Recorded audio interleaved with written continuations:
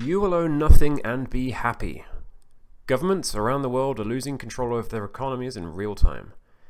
Their response? Mass migration, tax hikes, money printing, and austerity. All while selling the illusion of progress. Do you think that your wealth is safe? Let's talk about the latest policy shifts from across the globe and what they really signal, and why diversification is no longer optional, it's survival. So, Australia.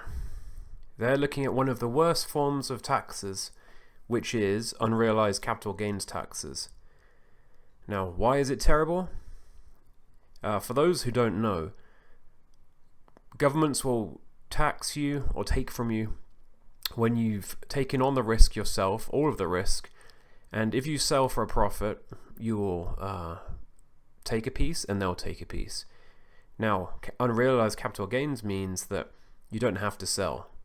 They expect you to pay regardless of whether you've made a profit or not. So that's why unrealized capital gains are one of the worst forms of taxation. So that's going on in Australia. Europe. There was talk a while back about there was $10 trillion worth roughly of, or 10 trillion euros worth of citizen savings sitting in investment accounts and savings accounts, to which the bureaucrats were eyeing and salivating over. So there was talk about them taking that money or some of that money and using it to invest. Now, what will investment mean for European Union? Likely into warfare, likely into buying arms, munitions, tanks, that kind of thing.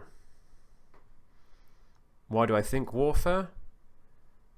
Okay, so we've got the European Union and the Rearm Europe plan, Readiness 2030. NATO itself is underprepared, under-militarized, not ready for combat. They see Russia as the aggressor, and their primary driver is rearming Europe, rearming NATO, and becoming combat ready. So that's perhaps where the if they took people's money, perhaps that's where they'll be investing it. How do they take money? Well, having a CBDC, a central bank digital currency, is a great start. The European Union has the digital euro, which is their CBDC. A CBDC, for those who don't know, allows a centralized government control over money. It's a digital money, digital cash, I should say. Now, that means they would have full insight into your spending, where you're spending. There would be no opportunity for you to have cash under the table anymore. Like mom and pop shops and small businesses that take cash, that's gone. If they don't like what you're spending money on, that's stopped. They could have negative interest rates, which mean you're penalized for holding cash. They could have a time to live on cash that you have, which means it could expire, so you have to spend it quickly to keep the velocity of money going. So that's a form of control that the European Union is looking at introducing right away. A EU asset register. So along the lines of vultures and targeting wealth and taking wealth, alongside of CBDCs, there was talk about an asset register, always sugar-pilled with the idea of something nice. So these are always presented as, hey, we're trying to stop money laundering, hey, we're trying to stop bad money moving around, so we want to take note of everyone's assets. Okay, so as soon as they have note of your assets, then they have a greater pool of things they can take from. So this asset register was something being talked about. This is a white paper, and there's been quite a few of those on the concept of asset tokenization. For those who don't know, traditional systems have always been paper-based, highly inefficient, highly hard to regulate and to have observation of. As soon as you digitize that, you can see everyone's assets in a keystroke, or maybe even confiscated in a keystroke. So tokenization is really a digital representation of a physical asset, such as if you owned a condo, you may have some paperwork in your safe somewhere, some paperwork that's physical paper, and it may have some signatures and notary signatures on it. Asset tokenization would be transferring that logic or that knowledge into a blockchain that's an immutable and transparent ledger of entities.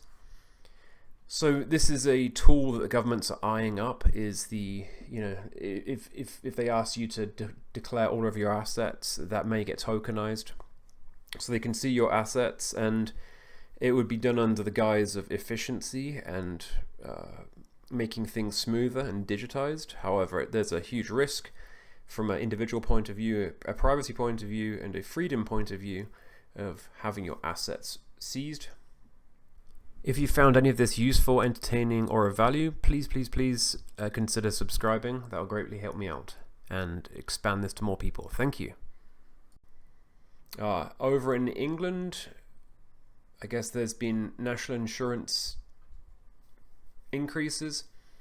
They're asking for more money into the kitty. That's Labour's tax and spend plan. I use the word theft at home instead of the word tax, so that's really like a steal and spend plan, I guess. Government of Canada, which going through all of the going through a bunch of NATO countries and what they're doing to take more from their citizens. So Government of Canada, they look to increasing the capital gains inclusion rate, because historically Canada's had a 50% inclusion rate. So if you make $100 of profit, they'll only look at 50% of that, or $50, and then apply your marginal tax rate on top of that. So they're looking at increasing that amount of taxation. What do we have here? So Jamie Dimon. Oh, okay. So this is the bond market is cracking. We're sort of approaching end times in the financial system, and bonds are not looking healthy whatsoever. It's also hard for an investor when interest rates are jumping up and down sort of fairly unpredictably. You're taking on quite a large amount of risk with your bond values if you do have bonds. Like if you buy bonds and plan on selling them midway through, and interest rates are not in where they started, there's a chance that you could be underwater with your bond values. We're looking at here, so around the world, we're seeing that anything that's bolted to the ground is a target for taxation by the government. It could be wherever: US, England, Canada, Australia. And this is a good example, a good article here, where you can see the main statement here is their life is altered with their property tax. So $91,000 a year for property tax. Doesn't really sound fair. Truthfully, owning a property it's not really your property, you're really renting it. I know there's renters that rent from landlords, but landlords are really renting from the government. Because you own the land underneath, but you're still held to ransom for paying some sort of some fee on that property that you own, or supposedly own. So here we're looking at the Great Taking. So if you hold your wealth in stocks, this book, this PDF, this white paper, these videos are worth watching. This is really covering what society has been doing with regards to ownership of assets, and for equities, things stored in brokerage accounts. The law has been slowly rewritten over the last 10 years to really change ownership. So the ownership is not owned, you do not own the stocks in your brokerage account. They're owned by companies above you. So and you have last dibs instead of first dibs on if things go wrong. So maybe the brokerage account owns the shares, or the company above the brokerage account owns the shares. And in case of a huge financial disaster or catastrophe, creditors are going to be other people, not you. So read The Great Taking, watch some videos breaking it down and unpacking what's going on there, because I think people expecting to retire on their retirement accounts with stocks really want to pay attention to this, because if there is a big financial collapse, which I expect to happen from the end of fiat, from the end of the financial system, governments are going to be looking for capital to keep them afloat and not bankrupt, and this is a very easy place to take from. And finally, we've had tax on gold or bullion repeal. Like in Washington state, historically there's been no tax on real money, but I guess the government's looking at expanding their tentacles and getting some of that action. So in conclusion, a coin has two sides. If we're being investors, if we are investors, we want to remember there's always more than one option, and the good investors of the world are rewarded for thinking outside the box and taking action when it's hard to take action.